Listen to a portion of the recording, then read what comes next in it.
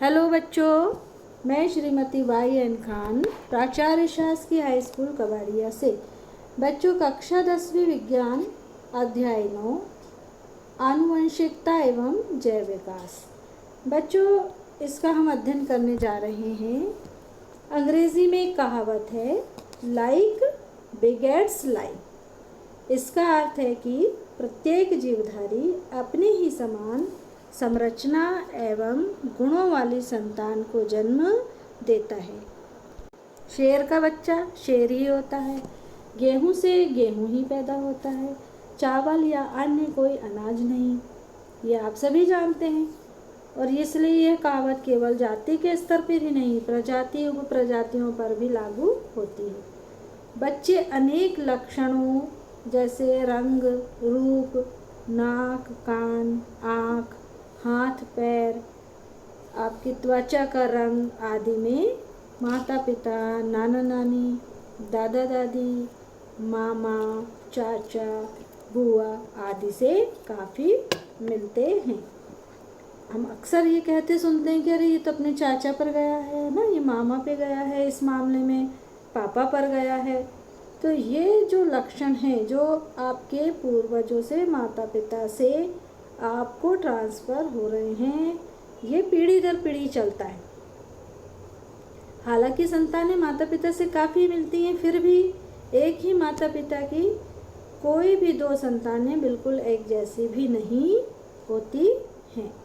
तो ये समानता, विभिन्नता किस प्रकार से आती है, कैसे आती है, इसके लिए मेंडल ने मटर एवं अन्य कई जीवों के लक्षणों का पीढ़ी दर पीढ़ी अध्ययन किया।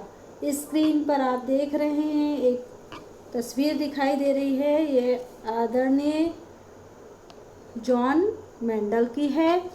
जॉन मेंडल एक गिरजाघर में पादरी थे। इनकी प्रारंभिक शिक्षा एक गिरजाघर में ही हुई थी। वह विज्ञान एवं गणित दोनों के अध्ययन के लिए वियना विश्वविद्यालय गए।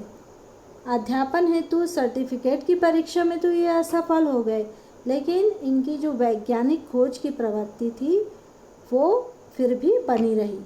वह अपने मोनेस्ट्री में वापस गए तथा उन्होंने मटर पर प्रयोग करना प्रारंभ किया।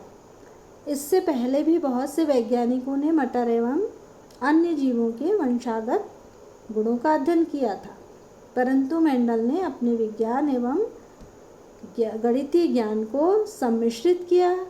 वह पहले वैज्ञानिक थे जिन्होंने प्रत्येक पीढ़ी के एक एक पौधे द्वारा प्रदर्शित लक्षणों का रिकॉर्ड रखा तथा इनकी गणना भी की, और इससे उन्हें वंशागत नियमों के प्रतिपादन में सहायता मिली। यानी इनने जो भी गणना की, इनको जो परिणाम प्राप्त हो रहे थे वो बार बार दोहराने पर भी एक जैसे थे, इसलिए इन्होंने उसको नियम के रूप में ही प्रतिपादित कर दिया। 34 वर्षों बाद इनके कार्य का महत्व समझ में आया। चूँकि उस समय बहुत सारी चीज़ों की खोज नहीं हो पाई थी, जब इनकी महत्व इनका समझ में आया तभी से इनको आनुवंशिकी का जनक यानी आनुवंशिकी का पिता, फादर ऑफ जेनेटिक्स कहा जाने लगा। तो इनके किए गए कार्य बच्चों बहुत ही महत्वपूर्ण थे। अब आगे हम देखते हैं, स्क्रीन पर एक और पिक्चर दिखाई दे रहा है। ये पिक्चर जो है ये डीएनए अणु का है। डीएनए यानी डीऑक्सीराइबो न्यूक्लिक एसिड, ये एक अणु है। इसकी रचना दिख रही है, दो फीते जैसी रचना है जो एक दूसरे से कॉइल है ना, कुंडलित हुई हैं। ये अणु जो है बच्चों, वास्तव में ये वही अणु है जिसके अंदर किसी भी जीव के लक्षणों का सांचा होता है, और ये सांचा अगली पीढ़ी में इन गुणों को ले जाने का कार्य या स्थानांतरित करने का कार्य करता है। अर्थात ये डीएनए ही आनुवांशिक पदार्थ होता है। ये अणु एक जादुई अणु के समान है, क्योंकि इस अणु में अपने ही समान दूसरी कॉपी करने की या अपनी ही प्रतिकृति बनाने की क्षमता विकसित हो जाती है। फिर भी हम इसको अणु कहते हैं। बाकी जो अणु होते हैं हमने देखा, जैसे नमक के अणु, शक्कर के अणु हमारे किचन में रखे रहते हैं, ये रखे रहेंगे, हम इनका उपयोग करते जाएंगे, धीरे धीरे ये कम होंगे और ख़त्म हो जाएंगे, लेकिन कभी भी इनकी संख्या दोगुनी या बढ़ेगी नहीं। लेकिन ये जो अणु आप देख रहे हैं जिसको डीएनए कहा गया है, और ये अणु जो है, यही अणु कोशिका के केंद्रक में गुणसूत्रों के अंदर होता है। इसकी अनुपस्थिति में जेनेटिक मटेरियल या आनुवंशिक पदार्थ आरएनए भी होता है, जिसे राइबोन्यूक्लिक एसिड कहते हैं। यहीं से जीवितों और निर्जीवों में अंतर शुरू होता है। जिस अणु में ये पाए जाते हैं, ये अणु अपनी संख्या बढ़ाते हैं और वृद्धि करते हैं, और इन्हें हम सजीव कहते हैं। इन्हीं को मेंडल ने फैक्टर या कारक कहा। आजकल अब इन्हें जीन कहने लगे हैं। ये आनुवांशिक इकाइयाँ हैं। ये गुणसूत्र जोड़े में होते हैं, और यही ऐसे सूत्र हैं जो एक पीढ़ी के गुणों को अगली पीढ़ी में स्थानांतरित करते हैं।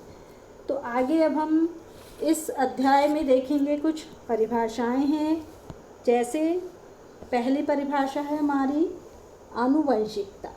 आनुवांशिकता क्या है वो तो हमने समझ ली है जनरल भाषा में, लेकिन हम एक परिभाषा के रूप में ले लें तो एक जीव की एक पीढ़ी से उसी जीव के दूसरी पीढ़ी में लक्षणों के स्थानांतरण की प्रक्रिया को आनुवांशिकता या हेरेडिटी कहते हैं।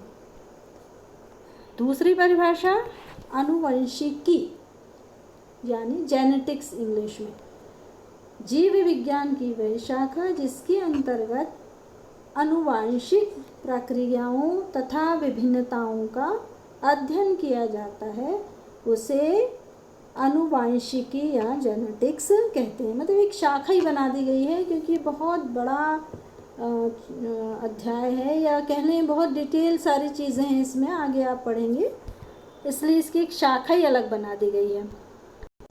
अगली परिभाषा हमारी जैव विकास, इवोल्यूशन, वह क्रिया जिसके अंतर्गत वातावरण या उसमें होने वाले परिवर्तन के अनुसार रूपांतरण के साथ अवतरण के कारण सरल जीवों से लंबे समय में धीरे धीरे जटिल जीवों का निर्माण होता है। अर्थात सरल भाषा में जीवों से नए लक्षणों वाले जीव के विकसित होने की प्रक्रिया जैव विकास कहलाती है। बहुत सिंपल सी चीज़ है, नए लक्षण आएंगे, वेरिएशन होंगे, है ना, तो ये धीरे धीरे विकास हुआ है। आपके पूर्वज बंदर हैं ऐसा कहा जाता है, तो बंदरों से ही मानव जाति का विकास हुआ है, यही जैव विकास है। अगला है हमारा वेरिएशन, एक जाति एवं एक ही जनकों की संतति पीढ़ी के सदस्यों के बीच समानताओं के बावजूद जो अंतर पाया जाता है उसे विभिन्नता या विविधता कहते हैं। इसका सबसे बड़ा महत्व यह है विभिन्नता का, किसी भी जाति की जनसंख्या के सदस्यों के बीच विशिष्ट पहचान बनी रहती है। इसका सबसे बड़ा उदाहरण है मनुष्य। फिर सुनेंगे, किसी भी जाति की जनसंख्या के सदस्यों के बीच, यानी जैसे बहुत सारे मनुष्य हैं, आधारभूत लक्षणों में ये बिल्कुल समान है, इसके बावजूद इनकी लाक्षणिक भिन्नता इतनी है कि इन्हें भीड़ में पहचाना जा सकता है। अगर ये सब एक जैसे हो जाते तो हम पहचानने मुश्किल हो जाता। हमारे रिलेटिव कौन से हैं, किसके रिलेटिव कौन है, कैसे पहचानते। बिल्कुल आपने ध्यान दिया होगा, जो जुड़वा बच्चे होते हैं, ट्विंस होते हैं, यदि ये बिल्कुल आइडेंटिकल हो तो इनको पहचानना बहुत मुश्किल हो जाता है। और कई बार ऐसी गड़बड़ियाँ हो जाती हैं कि एक ही बच्चे को बार बार फीडिंग करा दी जाती है, दूसरा बेचारा भूखा रह जाता है। तो वेरिएशन का ये सबसे बड़ा इम्पोर्टेंस है। अगले हम पढ़ेंगे कि ये सारी समानता, विभिन्नता, जैव विकास कैसे होता है, इस पर ही मेंडल ने काम किया था। वर्षों तक इन्होंने काम किया था और रिजल्ट्स आए थे। तो इन्होंने क्या किया था, या आनुवंशिकता को पढ़ने से पहले हम इसके कुछ खास तकनीकी शब्दों से परिचित हो जाएं तो हमें आगे पढ़ने में बहुत सरलता होगी। या हम कह लें कि ये जो हम पढ़ने जा रहे हैं वो हमारी जेनेटिक्स की कुंजी है, जिससे हम अपने जेनेटिक्स का या आनुवंशिकी का ताला खोलेंगे। तो इन्हें आपको बहुत अच्छे से पढ़ लेना है। स्क्रीन पर आप एक पिक्चर देख रहे हैं, उसमें मेंडल द्वारा जो प्रयुक्त थे 7 जोड़े विरोधी लक्षण। विरोधी शब्द से आप बच्चे परिचित हैं। जैसे विरोधी आप पूछेंगे दिन का विरोधी शब्द क्या है तो आप बोलेंगे रात। ऊंचाई का विरोधी शब्द क्या है तो बोलेंगे आप बौनापन, है ना, लंबाई का। तो आपको पिक्चर में दिख रहा है, लक्षण लिखे हैं। मेंडल ने 7 जोड़े विपर्यायी लक्षण लिए थे। पौधे, तने की लंबाई पौधे में, फलियों की स्थिति, फली का आकार, फली का रंग, बीज का आकार, बीज पत्रों का रंग, बीज चोल का रंग। अब इसमें आप देख रहे हैं पहले तने की लंबाई में 2 चीज़ें दिख रही हैं, एक प्रभावी लिखा है, दूसरे साइड में लिखा है अप्रभावी। अब आप याद रखेंगे प्रभावी लक्षण कौन कौन से हैं। तो हम लंबाई में देख रहे हैं, लंबापन प्रभावी है, बौनापन अप्रभावी है। दूसरा लक्षण हम देख रहे हैं फलियों की स्थिति, कक्षीय है, अक्षीय में एक्सियल है या अग्रस्त है। तो अक्षीय यदि हैं तो ये प्रभावी गुण हैं। बच्चों में ये याद रखना होगा। इसके चित्र भी नीचे बिल्कुल दिख रहे हैं, अभी हम लाइन से देखेंगे। पहले हम ये पढ़ लें, फलों का रंग लेना है। तो जैसे फल हरे हैं, जैसे मटर की फलियां हरी होती हैं, आपने देखा है, कभी पीली भी होती हैं। तो हरे रंग की फली है वो प्रभावी गुण है, पीला रंग अप्रभावी है। आगे देखते हैं हम बीज निकलते हैं मटर के, तो वो गोल हैं या झुर्रीदार हैं। यदि गोल हैं मतलब ये प्रभावी है। इसी तरह बीज पत्रों का रंग पीला है तो वो प्रभावी गुण है। अप्रभावी हरा रंग है। बीज चोल का रंग धूसर है तो प्रभावी है, श्वेत है तो अप्रभावी है। अब पिक्चर में देखें अपन क्या है। पिक्चर में दिख रहा है सबसे पहले प्रभावी, पूरे ऊपर प्रभावी लक्षण दिए हैं आपको और नीचे दिए हैं अप्रभावी। तो पहले हम देखें राउंड यानी गोल, है ना, फिर दूसरा येलो, फिर तीसरा दिया है रेड, कोरोला का कलर दिया है ना। ये सारे प्रभावी लक्षण हैं। चपटी फलियाँ, है ना, इनफ्लेटेंट लिखा हुआ है, इनफ्लेटेड। अगले में दिख रहा है हरी फलियाँ। फिर आपको फ्लावर की पोजीशन बता रहा है कि अक्षीय है तो प्रभावी है और लंबा पौधा है तो वो टॉल। ये सारे प्रभावी हैं। इसी के नीचे अप्रभावी गुण दिखाई दे रहे हैं। श्रिंक हुए बीज, रिंकल्ड बीज दिख रहे हैं, झुर्रीदार। इसके नीचे दिख रहे हैं, साइड में आपको ग्रीन बीज दिख रहे हैं, है ना। ऊपर लिखा हुआ है मैंने सब चीज़ों के बारे में, है ना। तो इस तरह से ये प्रभावी और अप्रभावी गुण कौन कौन से होते हैं ये देखे जा चुके हैं। अब ये प्रभावी और अप्रभावी क्या है, इतनी देर से हम बात कर रहे हैं। तो पहले मैं आपको बता दूं जेनेटिक्स की कुंजी क्या है। अब हम ये कुंजी देखने जा रहे हैं। अगर इन टर्म शब्दों को पढ़ लें और समझ लें तो आगे की जितनी भी चीज़ें हैं, है ना, ये बिल्कुल सरल हो जाएंगी। प्रभावी यानी इंग्लिश में डोमिनेंट, वे लक्षण जो प्रथम पीढ़ी में प्रकट होते हैं। इनके प्रकट होने के लिए जोड़े का एक ही जीन या कारक पर्याप्त होता है। अभी मैंने आपको बताया था कि जीन हमेशा जोड़े में पाए जाते हैं। जैसे लंबा पौधा, लंबापन जो है वो प्रभावी है। लंबेपन के लिए 2 जीन होंगे जिनको हम टी और टी से बताएंगे, ठीक है। यदि एक कैपिटल टी भी पौधे में उपस्थित है तो पौधा हमेशा लंबा होगा। क्यों? क्योंकि लंबापन प्रकट होता है, बौनापन होता जरूर है लेकिन वो छुप जाता है, वो और अगली पीढ़ी में दिखता है। तो अप्रभावी वे लक्षण जो एक जीन की उपस्थिति में प्रकट नहीं होते, उनको स्वयं की अभिव्यक्ति के लिए हमेशा जोड़े के दोनों जीन आवश्यक होते हैं। यानी जो भी जोड़ा होगा गुणसूत्र का जीन का, उसमें अप्रभावी के दोनों जीन उपस्थित होने आवश्यक होंगे। तो ये प्रभावी और अप्रभावी, अभी हम सीधे इतना जान लें कि पहली पीढ़ी F1 पीढ़ी में जो प्रकट हुए वो प्रभावी हैं, जो प्रकट नहीं हुए वो अप्रभावी हैं।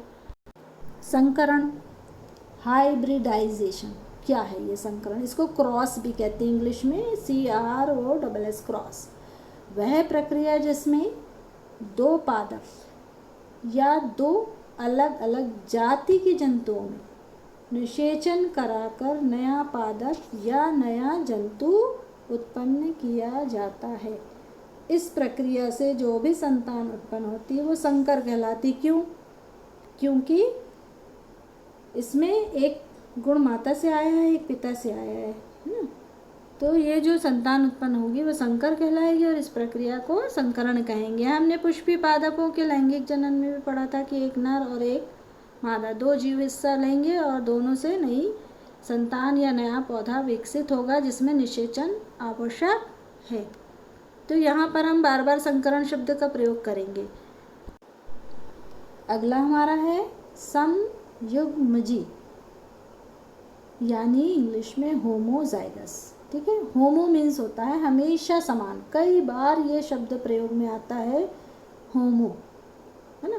तो होमो यानी ही होता है समान और जाइगस यानी युग्मज। ठीक है, समयुग्मजी, एक जीव में किसी लक्षण के लिए दोनों कारक या जीन जब कैसे हो, समरूप हो यानी समान हो, तो उस लक्षण विशेष को समयुग्मजी यानी शुद्ध कहेंगे हम। अब भी मैंने बताया था थोड़ी देर पहले कि जीन जोड़े में होते हैं, और अगर जैसे हम लंबा पौधे के लिए ले रहे हैं, क्रॉस कर रहे हैं, तो लंबे के लिए हम जो भी जीन होंगे वो दोनों एक जैसे होंगे एक युग्मक में, है ना। तो वो समयुग्मज होगा। अगला विषम युग्मजी यानी इंग्लिश में हेट्रोजाइगस। हेट्रो शब्द का हमेशा अर्थ होता है विषम, इसका भी कई बार उपयोग होता है ना। तो ये है विषम युग्मजी, मतलब जब जीव में किसी एक लक्षण के लिए दोनों कारक यानी जीन असमान होते हैं, तो ऐसे जीव विषम युग्मजी कहलाते हैं। जैसे मैंने ब्रैकेट में दिखा दिया है संकर टी और टी, इसमें जो कैपिटल टी है वो लंबेपन का जीन है और स्मॉल टी है वो बौनेपन का जीन है। ठीक है, तो जब भी इससे युग्मक बनेंगे तो ये टी और टी अलग अलग हो जाएंगे, एक लंबेपन के लिए एक बौनेपन के लिए, तो ये विषम हो गया। ठीक है, जबकि ऊपर समयुग्मजी में दोनों ही या तो स्मॉल टी होंगे या दोनों ही कैपिटल टी होंगे। ओके, अगली है हमारी फिनोटाइप। इन शब्दों का प्रयोग बच्चों बार बार होगा। फिनोटाइप किसी जीव के बाह्य स्वरूप को प्रदर्शित करने वाले शब्द को फिनोटाइप कहते हैं। इसको समझ लें, मतलब हम मटर के पौधों को बाहर से देख रहे हैं। हमने दो पौधे लिए, एक लंबा एक छोटा, दोनों के बीच हमने संकरण कराया, नया पौधा बना। हम ये चीज़ें केवल ऊपर से देख रहे हैं। मेंडल ने पीढ़ी दर पीढ़ी इनका रिकॉर्ड किया था, लक्षणों का सारा रिकॉर्ड रखा था। तो उन्होंने देखा एक लंबा पौधा लिया, एक छोटा पौधा लिया, जब दोनों के बीच क्रॉस हुआ, तो जब हम बाहर से किसी पौधे के स्वरूप को देख रहे हैं तो हम बोलेंगे फिनोटाइप। ठीक है, अगला है जीनोटाइप।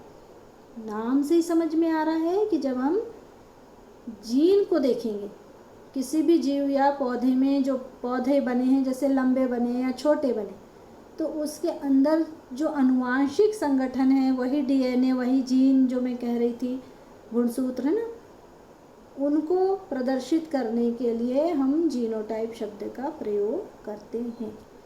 ठीक है, अब F1 पीढ़ी क्या है? प्रथम पीढ़ी। प्रथम पीढ़ी दो जनकों के मध्य आपने क्रॉस कराया, दो पौधे ले लिए, उनके बीच क्रॉस कराया। अब जो पौधा विकसित हुआ, जो भी पौधे फलस्वरूप विकसित हुए, उत्पन्न हुए, उस पीढ़ी के पौधों को हम प्रथम पीढ़ी के पौधे कहेंगे और उस पीढ़ी को प्रथम पीढ़ी कहेंगे। अब ये जो पौधे हमको प्रथम पीढ़ी में प्राप्त हुए हैं, इन पौधों का ही आपस में संकरण करा लें। ठीक है, इन्हीं सदस्यों के मध्य तो जो पौधे हमको मिलेंगे वो F2 पीढ़ी के कहलाएंगे और ये पीढ़ी कहलाएंगी F2 जनरेशन या F2 पीढ़ी।